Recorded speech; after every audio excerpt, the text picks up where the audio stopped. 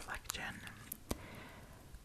If I would mirror them, you'd see me as if you were sitting opposite of me.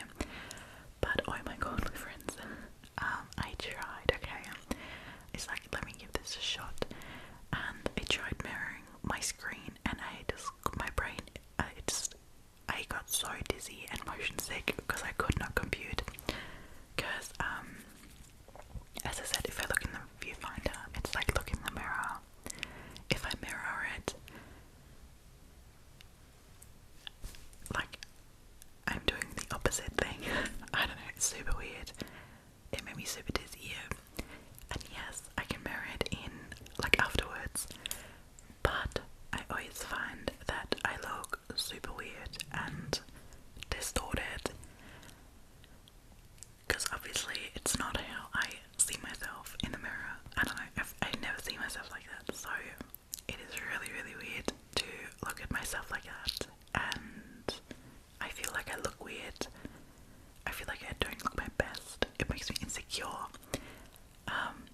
Like I don't like the way it looks, and you know, I'm like posting this is like forever on the internet, and a lot of people see me like that, so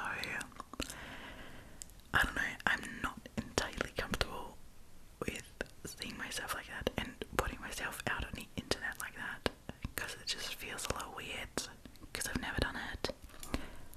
And then the other thing is, if I mirror it, like from then on, I'd have to kind of mirror all my videos, because otherwise the background would be like swapping back and forth all the time, and I'm not sure I want that either. So I don't know, I'm a bit struggling here, so do let me know if you mind with the books,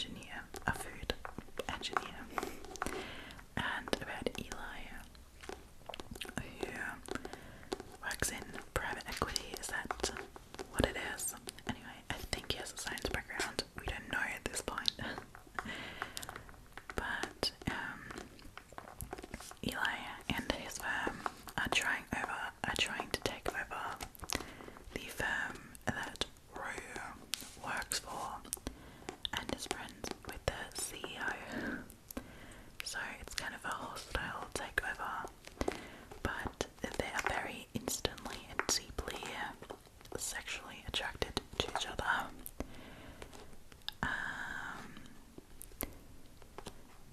What I can say already is that it's a lot more insta-lust and focused on sexual attraction than the other books were. I don't yet feel a lot of emotional attraction going on, which was the majority of like the other books. Like they fell in love emotionally first and then had a sexual connection, and this was the other way around. Yeah, I don't know yet. Obviously I'm still not done, but I'll let you know my thoughts in the wrap up. I hope I'm finishing till then, because I'm currently in the most like trench deep in a huge reading slump. It's quite annoying, but yeah, I'm working my way through it. But yeah, Not in Love, I was so excited, and I'm still excited, but we'll see where it takes us. Okay, it's just not my favourite Hazelwood yet, or so far. Alright, the next book I've gotten is You're Gonna Laugh at Me, okay? If you're new here, I'll explain why in a second, but I got the new Lauren Asher book, which is Love Unwritten, and it is the second book in the Lakefront Billionaires series, okay? And if you've been here for a while, you know that I've read the first book, which is Love Redesigned, which follows, I can't remember, Julian and, what is her name? It's like on the tip of my tongue. Daphne, Daisy, Delilah, Dahlia. That's the one, Dahlia. And this book follows Raphael, which is Julian's brother and cousin, and they have this property business together. They redesign properties, or like, rebuild, and I think they made an app for like house selling. Anyway, that's how they became billionaires. And okay, now if you remember my review of the first book, I thought that there were way too many tropes. Like a lot of the tropes, it didn't make sense.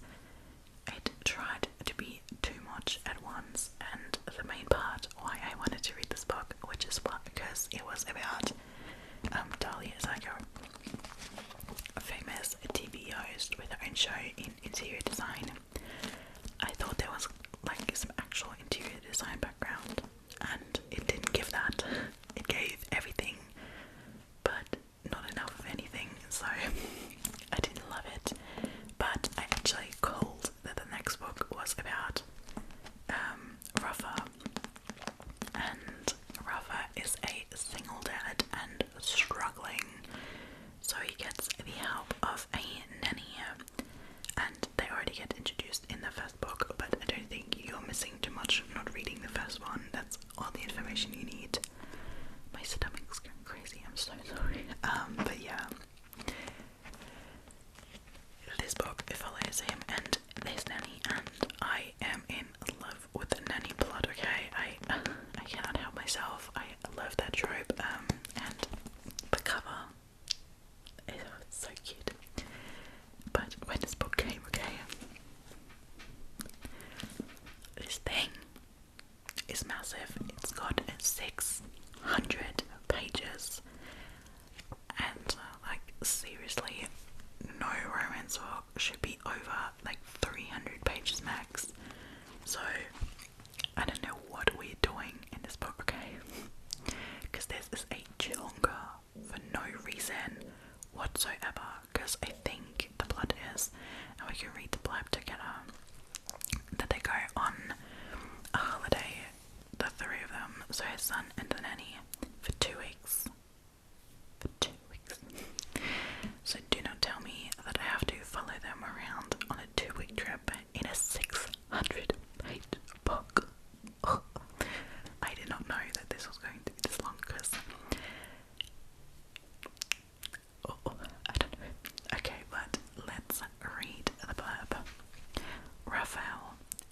Sinclair is a hopeless romantic who writes love songs. I am a struggling workaholic who could inspire 100 breakup albums. On paper, we have nothing in common except for my son. For 8 months, I have avoided her until our summer trip, 14 days, 2 islands, and one nanny I shouldn't be attracted to. Spending time with Ellie is expected, but enjoying her company, that isn't part of our travel plans. After my divorce, I swore to protect my heart at all costs, even if it means breaking hers in the process. Ellie. What's worse than working for a grumpy single dad? Admitting that I once had a secret crush on him in high school. Thankfully, Rafael Lopez and I have changed since we graduated from Wisteria High. He's a billionaire with a company to run and a child to take care of. I am an unemployed songwriter he hired to watch his son and teach him music. We coexist without any issues until a vacation changes everything. Lines blur and old feelings for Raphael return with vengeance as I face a new dilemma. Being his son's nanny is one thing, but wishing for more sounds like a heartbreak song waiting to be written. There's a child like screaming his lungs out in front of my window, so free birth control out here. I don't know, but I am excited, okay? Like, really, the cover is so cute. I'm equally terrified yet excited to read this book because, I don't know. Also, my summer is for like romances. I don't know. I'm a huge romance reader in summer and a huge fantasy reader in winter, so I'm excited. I like the cover. It's just truly too cute. I love the cover. Oh, and let's continue. That was also a pre-order. I had pre-ordered it when it was announced, because I like called it that was going to be the next book, and I'm hoping, because really, it's a nanny single dad trope. But you know, here we go. Okay, right? It's already so many tropes. It's nanny. It's single dad. He's a billionaire, which I fucking hate billionaire romances. Like, ugh, shut up with them. Then, where they live is supposed to be a small town, so that's gonna come in play. Then she had a crush on him. Okay, so there's like a childhood second chance vibe. It's already all over the plot. Yeah. So we'll see. And like the whole singing thing, I don't know how that's gonna get incorporated, but it's just one additional thing that I was scared it's gonna get like completely bulldozed over. But anyway, let's continue. I need to read it to actually know what it's about, so we'll wait and see. But next book I got is by Christina Lauren, which is 2 authors I learned, Christina and Lauren, not Christina Lauren, but whatever. And it's The Paradise Problem.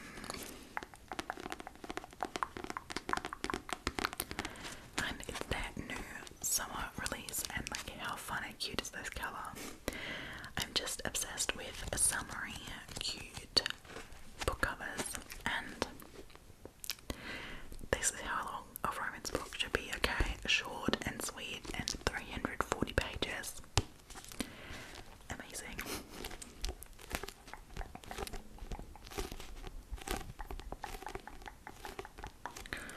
And as far as I'm aware, this is a fake marriage plot, which cute. So I read you the blurb. Anna Green has a plan.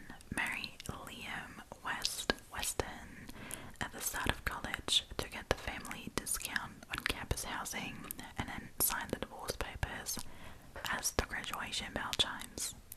Everyone is happy and they can go, but in their merry ways. Anna to live as a starving artist, and Wes to teach at Stanford.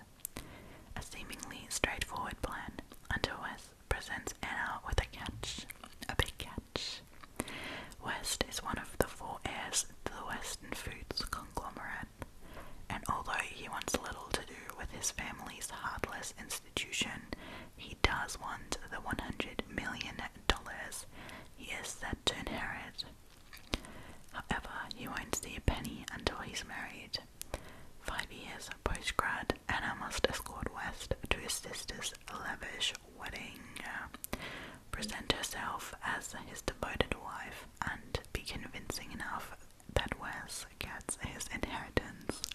The only problem, Anna is feisty, full-mouthed, messy, and the complete opposite of what the Weston family had anticipated for their son.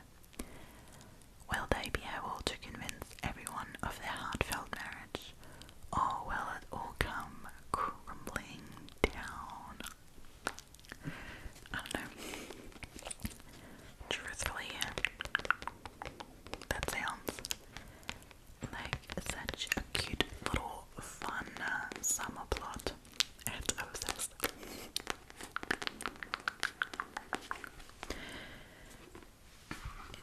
I'm hoping and I'm thinking there's going to be a lot of nice little banter in this book, which I'm a huge fan of good banter, so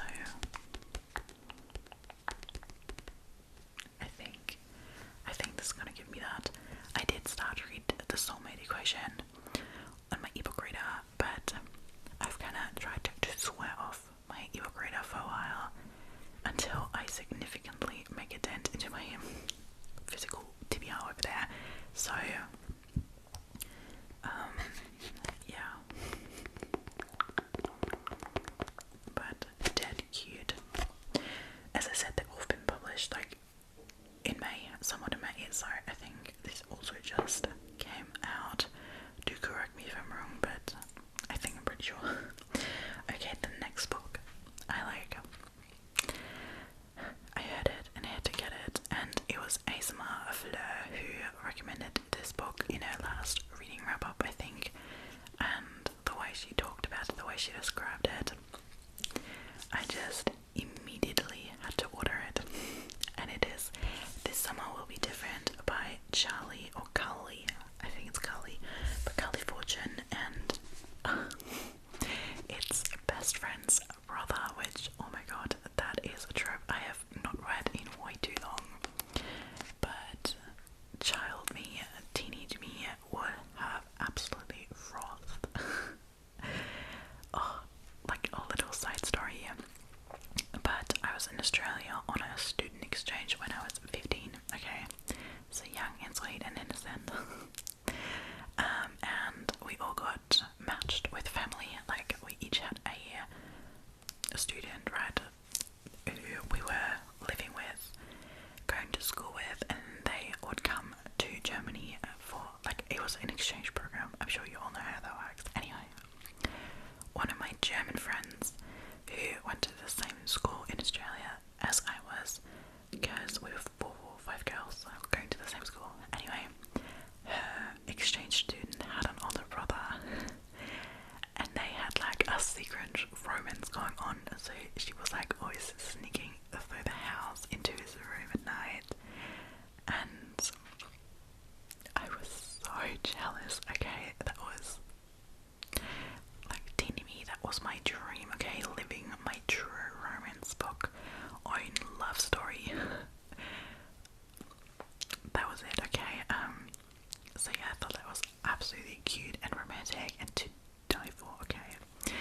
But yeah, she had her little summer Australia fling with her host sister's brother. Oh, a dream. Anyway, so love this plot. And you know, if ASMR Fleur recommends it, I need to read it. I think it's gonna be great then. I'm also currently reading Better Than the Movies, which by Lynn Painter. Is it Lynn Painter? Anyway, I think it is. Which was also her recommendation, and this girl's book taste immaculate as her videos, but yeah. Anyway, so the blurb. This summer they'll keep their promise. This summer they won't give into temptation. This summer will be different. The first time Lucy and Felix met, she was on vacation in Prince Edward Island, and a tour of the beaches wasn't the only thing he showed her. But when she discovered his true identity as her best friend's Bridget's brother, the electric night should have become a distant memory. Each year with Lucy Lucy and Bridget's return for summer escape, Lucy promises herself she won't end up in Felix's arms, but it is easier said than done. Not this year though. This year will be different. With Bridget facing the biggest crisis of her life, Lucy must join her for one last trip to the island. But Felix's sparkling eyes and flirty quips have been replaced with something new, something more, and Lucy is beginning to wonder just how safe her heart truly is. So yeah, I'm really hoping this is gonna have some banter, some obviously forbidden romance. Like, that's the kind of forbidden romance, forbidden love I like, okay? Not the he's my uncle kind of way. So yeah, I'm so excited for this book. I'm hoping for some good pining, anxiousness, obviously some emotional distress, as she's gonna feel bad for her best friend, but yeah, I'm incredibly excited. It kind of gives me a little bit of the summer turned pretty vibes, which was an interesting read to say the least, but maybe this is the kind of version of it, and your girl's excited, so come on, do give me a free pass for getting this book. I had to, okay, but otherwise I'm still sticking to the book buying then.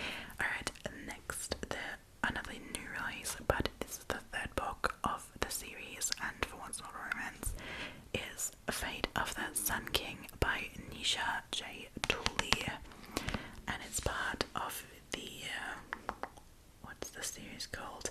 Artifacts of Uranus series, which I started reading in the beginning of this year, and I loved, if you remember, or maybe I read it last year, it doesn't matter, but I loved it. The first book is The Trials of the Sun Queen, and the story follows Laura, who is a prisoner in this kingdom. The kingdom is split into multiple kingdoms, I think.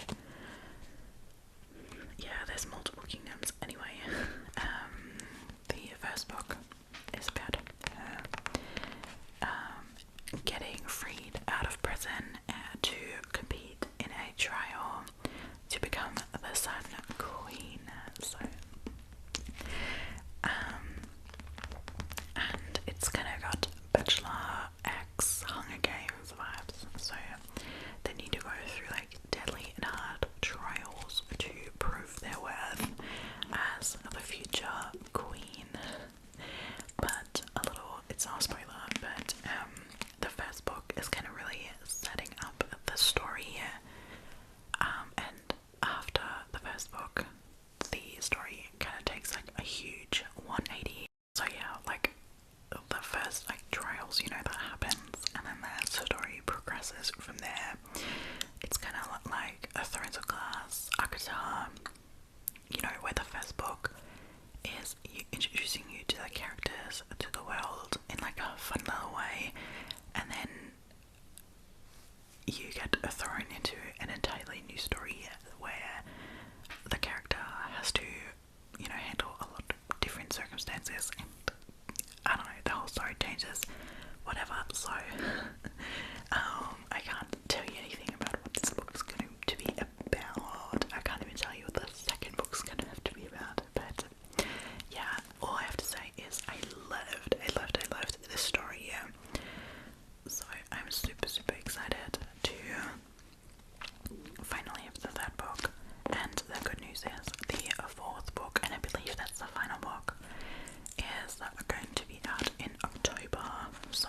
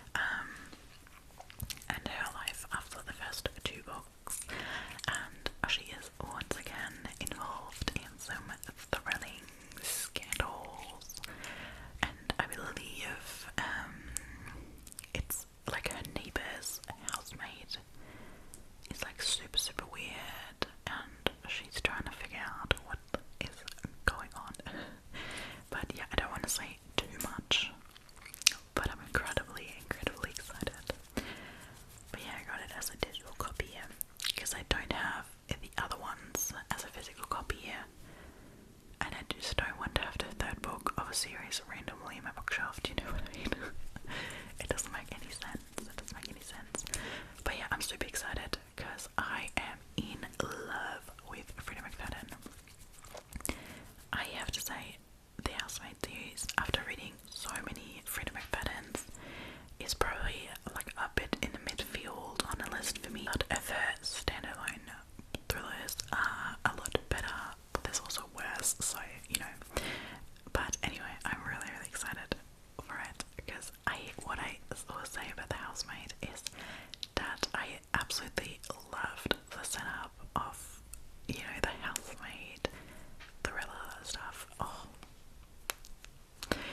it reminds me, I used to love the show and sadly they cancelled it at like the worst possible point. So ridiculous. But up until there, it's really good, which is Devious Maids. And if you haven't yet, do watch that. But it's basically about these five housemaids for really rich and famous people. I'm not sure if it's in LA, do not quote me on that, somewhere there.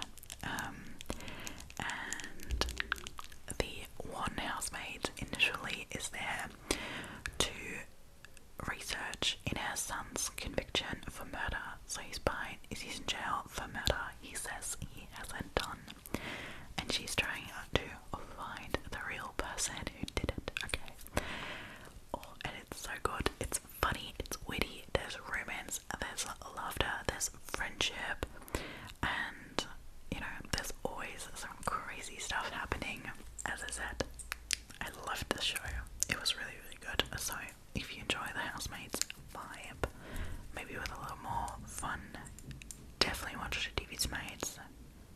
Really good show.